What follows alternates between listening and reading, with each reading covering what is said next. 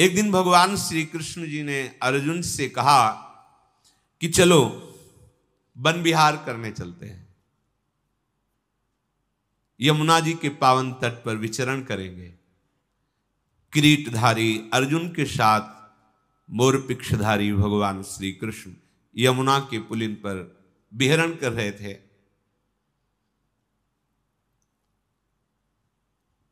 इसी बीच में कुछ काल व्यतीत होने पर सुभद्रा जी के गर्भ से एक महावीर का जन्म हुआ, जिसका नाम अभिष्टमन्युमाश्चैव ततस तमरिम मर्दनम अभिमन्युमिति प्राहुर अर्जुनिम पुरुषर्षभम।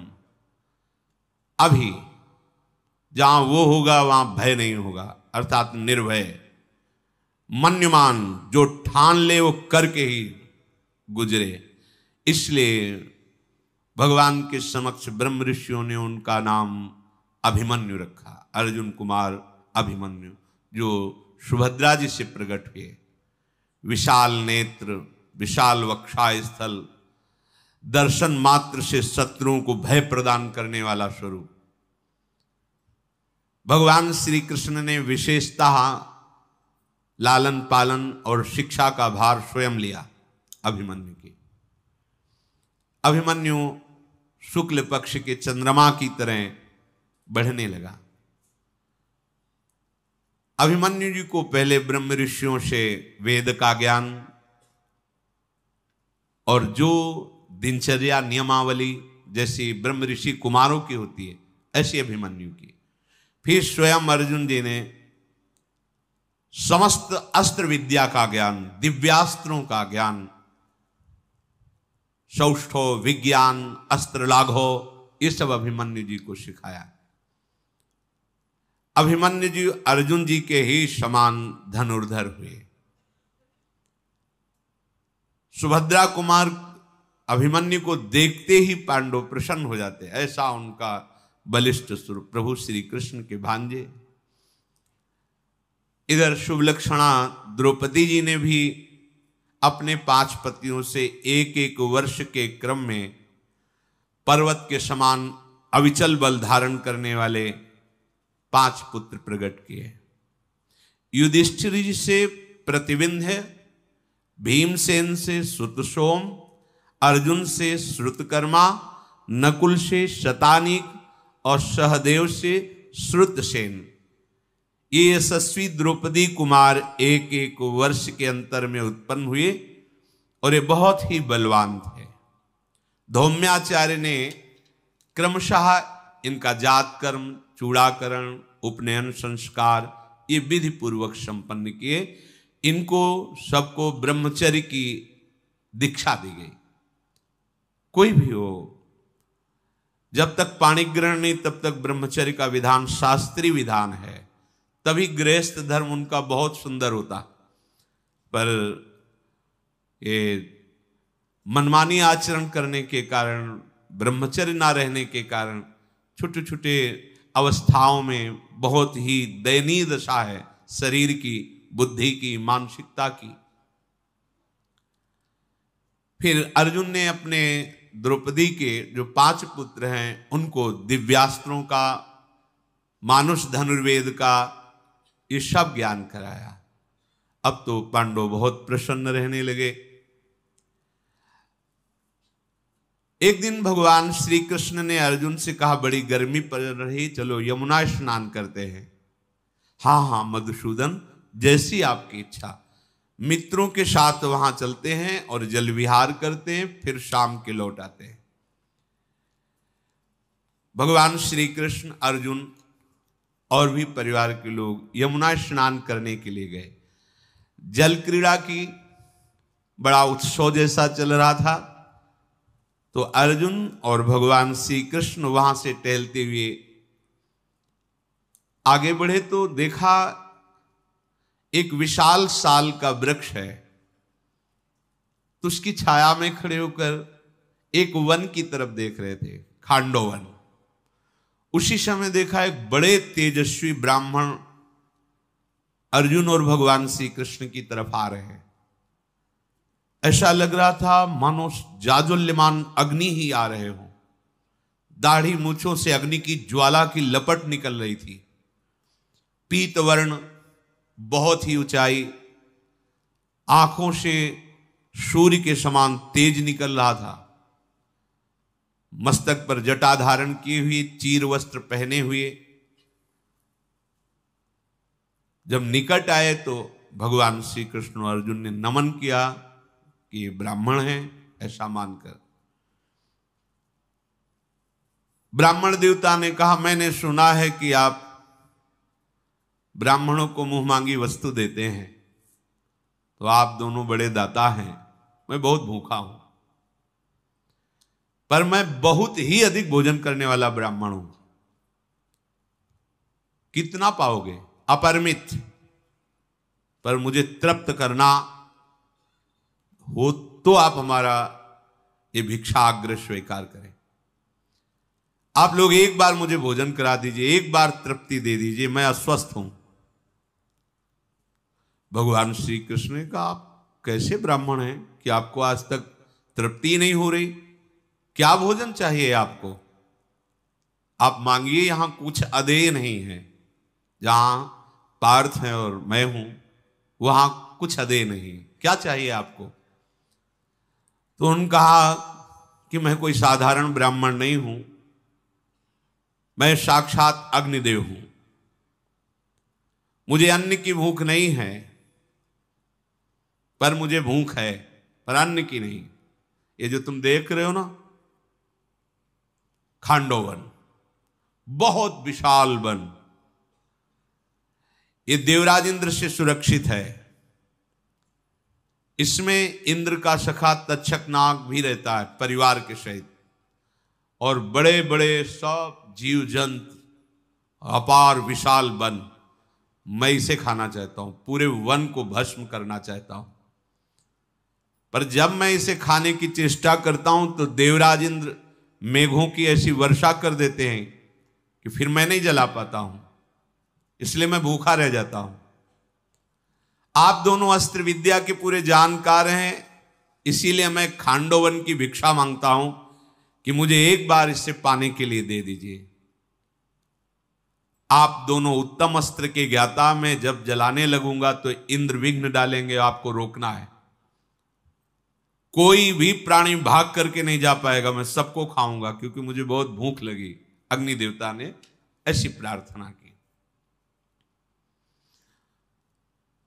तुम्हें ऐसी भूख क्यों लगी खांडोवन की? क्या परेशानी तुम्हें है?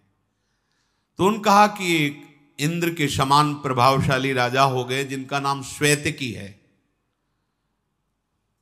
अरबों अरबों गौशालाएं थी उनकी, और वो निरंतर घी की आहुति से यज्ञ करते रहते थे। यज्ञ कराने वाले भाग गए, दक्षिणा ले लेके ऊब गए, उनकी आंखें धुंधली हो गई, कोई यज्ञ कराने के लिए तैयार नहीं। इतनी यज्ञ उनका स्वभाव ही था। दीर्घ काल तक आहुति देते देते जितने ऋत्वज थे सब ऊब के भाग गए। अब मुझे नहीं चाहिए दक्षिणा, नहीं कराना स्वाहा। आंखें निष्पाप नरेश वो बड़े उदास हुए क्योंकि उनका स्वभाव यज्ञ करना था। तब उनका, ठीक है तुम ब्राह्मण लोग यज्ञ नहीं करोगे तो मैं महादेव से यज्ञ कराऊंगा, महादेव जी को अपना आचार्य बनाऊंगा। और भगवान शिव को यज्ञ के लिए प्रसन्न करने के लिए कैलाश पर्वत पर गए। इंद्रिय संयम, मन संयम करके 12वें या 16वें दिन कोई फल या मूल या जल ले लेते और दोनों बाहें ऊपर उठाकर एकटक आकाश की तरफ देखते हुए 6 महीने तक खड़े होकर के मंत्र जप किया भगवान शिव के लिए। कैसी कठिन तपस्याएं होती थी। अगर 6 महीने खड़े होने की तो बात जाने दो, 6 महीने कह दे कि 2 घंटा केवल सो लेना, बस भजन करो, तो नहीं हो सकता। 12वें या 16वें दिन थोड़ा सा कंदमूल, फल या जल ले लेते, बस दोनों हाथ उठाए आकाश की तरफ देखकर 6 महीने ठूंठ की तरह अविचल भाव से खड़े होकर मंत्र जाप किया। भारी तपस्या और भारी लगन देखकर महादेव जी प्रसन्न हुए।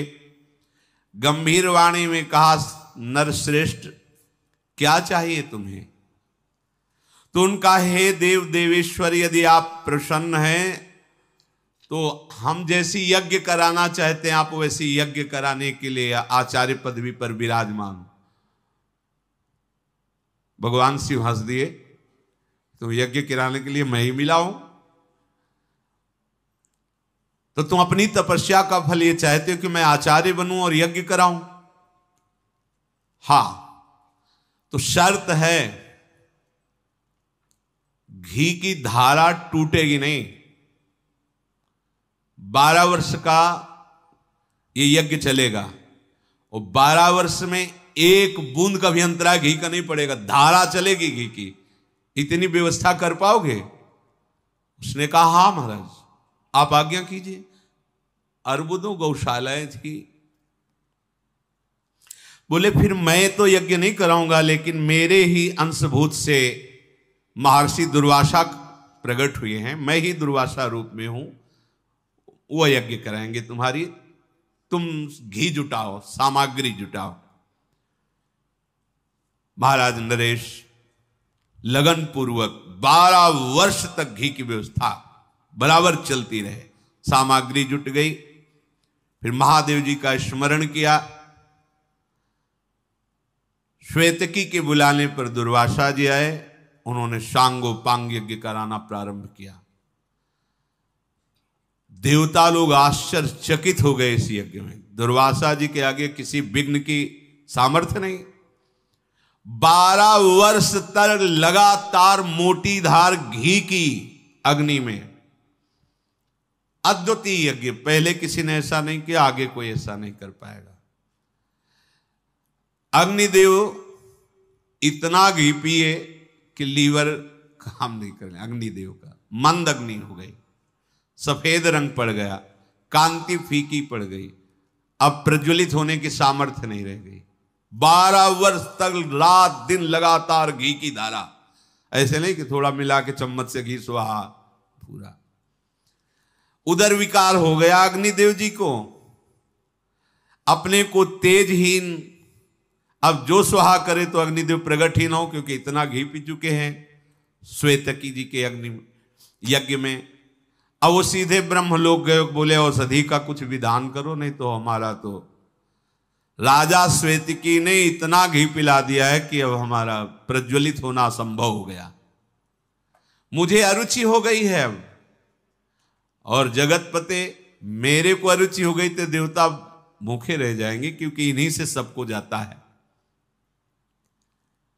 अग्निदेव की बात सुनकर संपूर्ण जगत के सृष्टा भगवान ब्रह्मा जी ने हंसते हुए कहा, 12 वर्षों तक वसुधारा की आहुति की घृत धारा का तुमने उपभोग किया है, इसलिए तुम्हारा उदर ग्लानि को प्राप्त हो रहा है, पर तुम स्वस्थ हो जाओगे। मैं तुम्हें उपाय बताता हूं।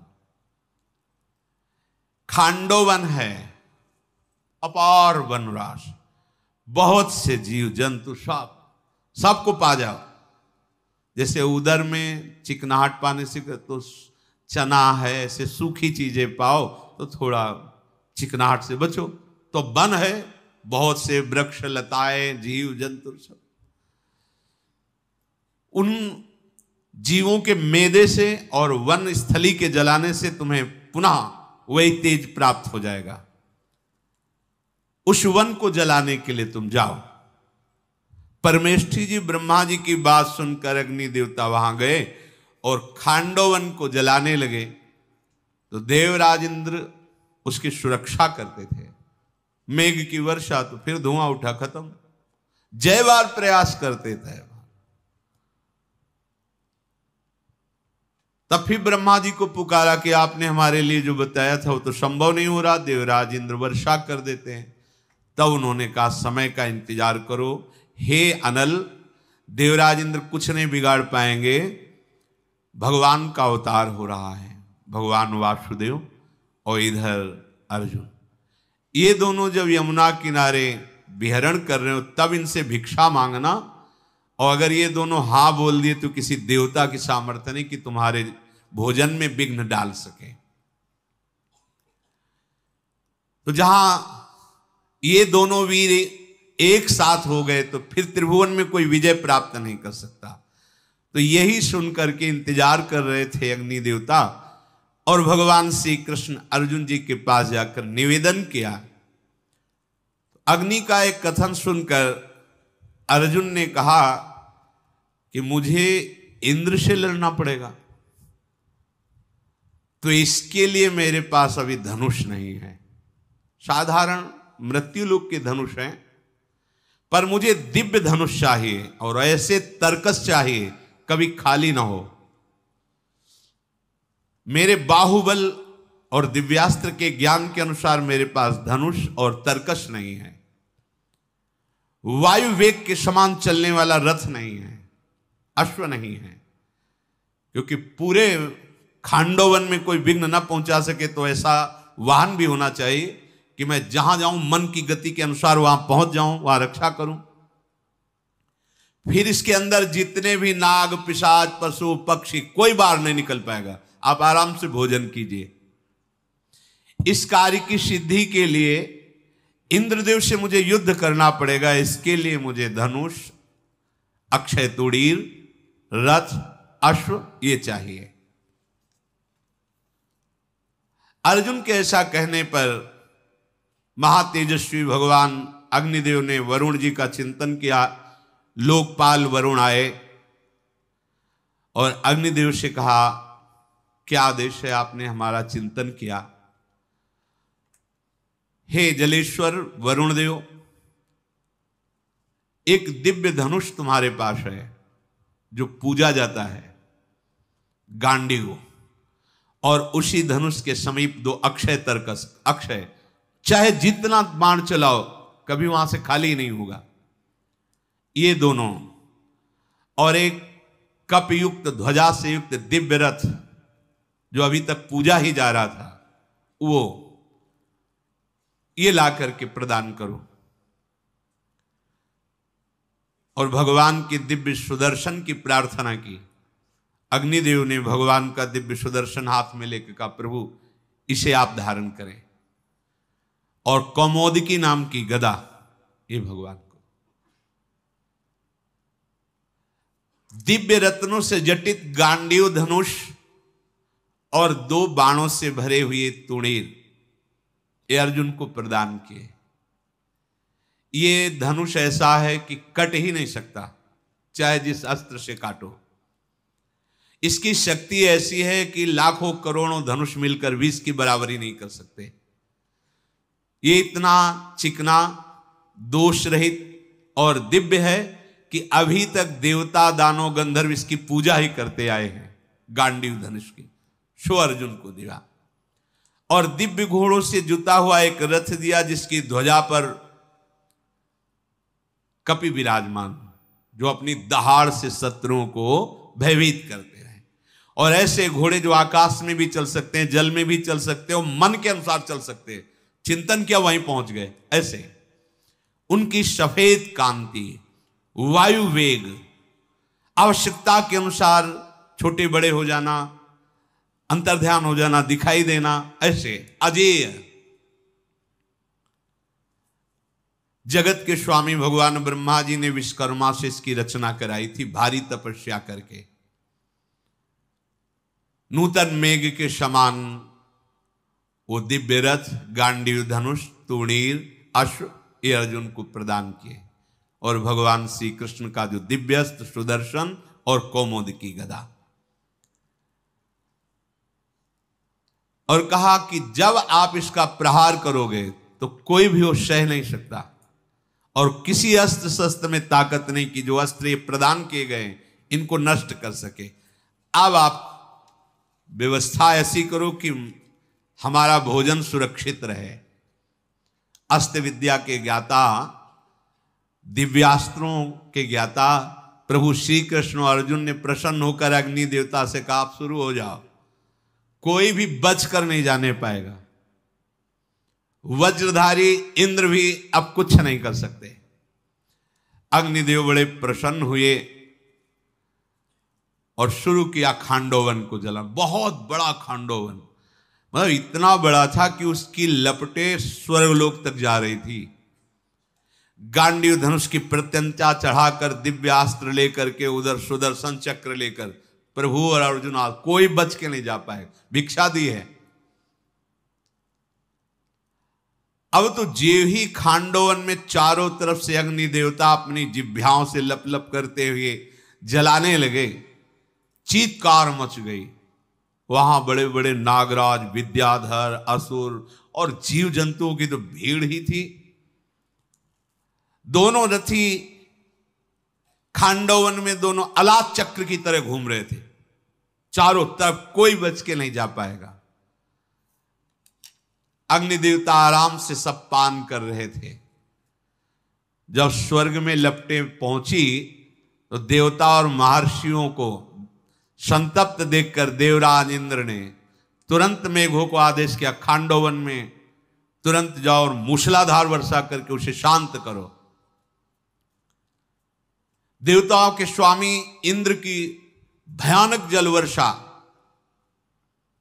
अर्जुन ने दिव्यास्त्र से ऊपर ही पानी को सोख दिया, बूंद नीचे नहीं आने दिया। फिर दोबारा अग्निदेव पर कुपित होकर बड़े बड़े और प्रलयकारी मेघ हो गए। भगवान के सुदर्शन चक्र ने ऊपर ही रख उस जल को सोख दिया।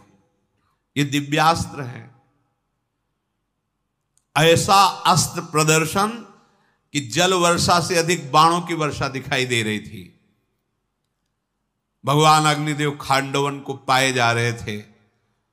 वहां नागराज तक्षक भी रहता था, पर वो उस दिन कुरुक्षेत्र चला गया था, उसका परिवार वहीं था। तक्षक का एक पुत्र था अश्वसेन, जो बहुत ही बलवान और विषधर था। उसने अपनी मां से प्रार्थना किया कि मैं तो ना उड़ के जा सकता हूं, ना निकल सकता हूं, क्योंकि उड़ो तो ऊपर अस्त्रों से काट दिए जाएंगे, अब आप ही बचा सकती हो। तो उसने कहा कि मैं अपनी प्राण की बलि देकर तुम्हें बचा लूंगी, चलो अंदर प्रवेश करो। मुंह खुला तो अब वो अंदर प्रवेश किया तो उसका मुख पूंछ की तरफ हो गया और इनके मुख की तरफ पूंछ हो गई, और ये दिव्य सर्प है तो आकाश में उड़ी। जो ही अर्जुन ने देखा तो छुरे रूपी अस्त्र से उसका गला काटा तो जरा सी इसकी पूंछ कटी और खांडोवन के बाहर गिरा, अंतर ध्यान हो गया क्योंकि बच गया। तो एक ये बचा अश्वसेन नाम का तक्षक का पुत्र। फिर तो बड़ी सावधानी से भगवान ने कहा एक तो बच गया भिक्षा में, एक निकल गया, अब कोई दूसरा न निकल नहीं पावे। बड़ी सावधानी से अस्त्रों का प्रहार करते हुए खांडोवन की भिक्षा अग्निदेव जी को। अब खांडोवन का विनाश अग्निदेव कर रहे तो सब देवताओं ने ही समझा कि अब भगवान की जब इच्छा है तो सब वापस हो गए। देवराज इंद्र भी मन ही मन भगवान को प्रणाम करके हमारा उपाय तो सब निष्फल हो गया। इसी समय महामायावी मायासुर उसी में था, खांडोवन में निकल करके भगा। भगवान मधुसूदन की दृष्टि पड़ी, हाथ में सुदर्शन चक्र था। उसने देखा ये तो छोड़ेंगे नहीं, दौड़ करके अर्जुन के चरणों में पड़ गया। शरणागत त्राहि माम, रक्षा करो, शरणागत की रक्षा करना धर्म है। अर्जुन ने भगवान से कहा। अग्निदेव सामने प्रकट हुए, नहीं ये मेरी भिक्षा है, इसको मैं। अर्जुन ने कहा महाराज जब शरण में आ गया है तो बोले ठीक है यदि आप ऐसा कहते हो। अग्निदेव और जलाने लगे। मैदानों ने कहा कि मैं शिल्पियों में सर्वश्रेष्ठ हूं और बहुत सी मायावी विद्याओं का ज्ञाता हूं। ये वासुदेव श्री कृष्ण वध करने के लिए उत्साहित हैं, ये वध ना करने पावे तो मैं ऐसी सभा रचूंगा कि ब्रह्मा की भी सभा ऐसी नहीं होगी, एक बार मुझे जीवन दान दे दो। अर्जुन ने कहा जब हमने अभय दान दे दिया तो भगवान तुम पर अस्त्र नहीं चलाएंगे। परम बुद्धिमान अग्निदेव 15 दिन तक जाज्वल्यमान होकर खांडोवन को जलाते रहे। अश्वसेन नाग, मायासुर और 4 सारंगक नाम के पक्षी वो बचे। ये सारंगक नाम के पक्षी कैसे बचे? एक मंदपाल नाम के तपस्वी थे, उन्होंने भारी तपस्या की और ब्रह्मलोक प्राप्त हुआ, लेकिन हर लोक में उनके लिए दरवाजे नहीं खुले थे, बस बाहर ही घूम सकते हो। तो उन्होंने पूछा ऐसा मेरा क्या अपराध है? तो उन्होंने कहा तुम विरक्त भेष नहीं लिए थे, गृहस्थ में थे और कोई संतान उत्पन्न नहीं की, इसलिए तुम्हें तपस्या का फल प्राप्त नहीं होगा। विधान दो ही मार्ग है, गृहस्थ मार्ग और विरक्त मार्ग। ऐसे नहीं कि मनमानी दाढ़ी रखा लो, अपने कपड़ा बदल लो, ऐसा नहीं। आचार्य परंपरा विरक्त भेष की है।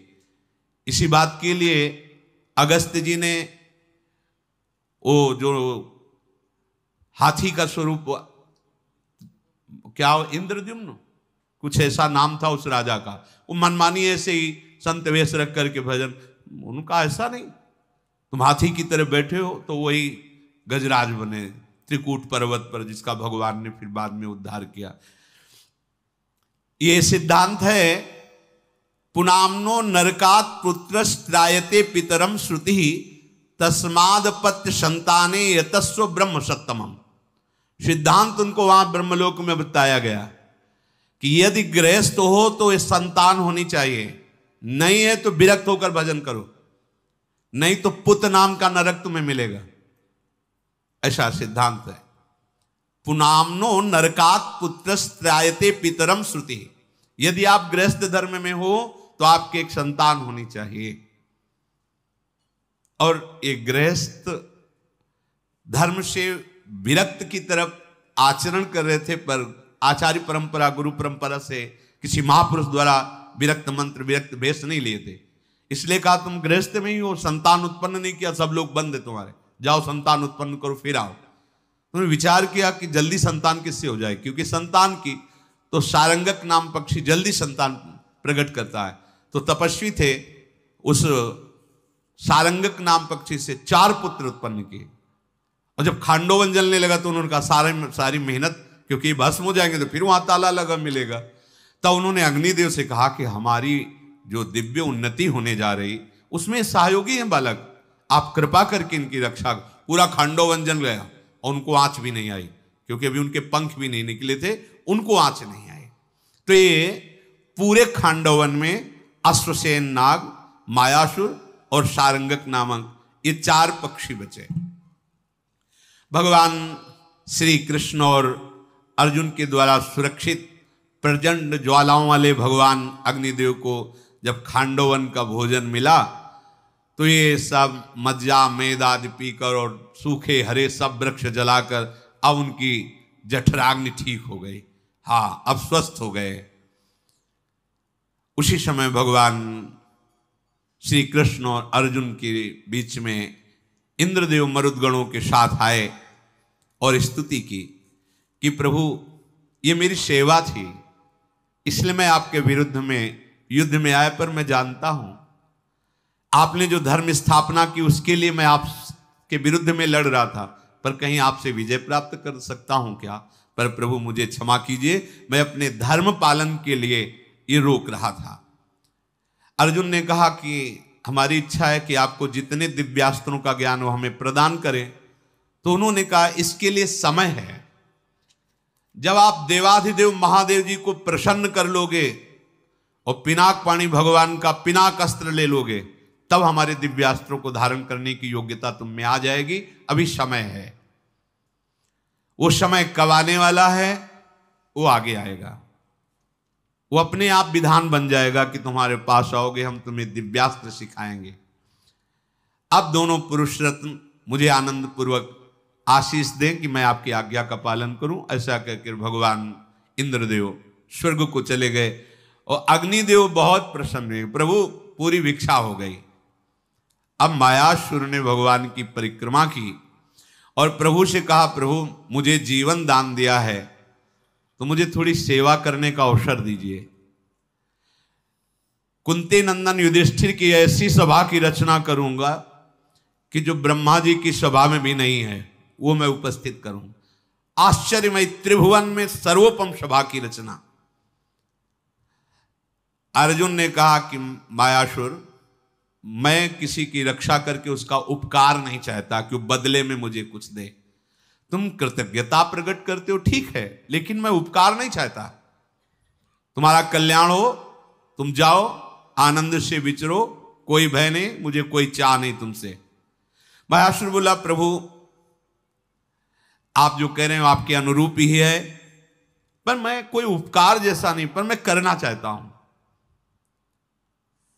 विश्वकर्मा शिल्प विद्या के महान पंडित हैं और मैं संपूर्ण मायाओं का ज्ञाता हूं। दोनों मिलकर ऐसी सभा का निर्माण करेंगे जो अद्वितीय होगी। अर्जुन ने कहा, तुम प्राण संकट मुक्त हुई हो इसलिए कुछ करना चाहते हो, ऐसी दशा में मैं कुछ भी तुमसे सेवा नहीं लूंगा,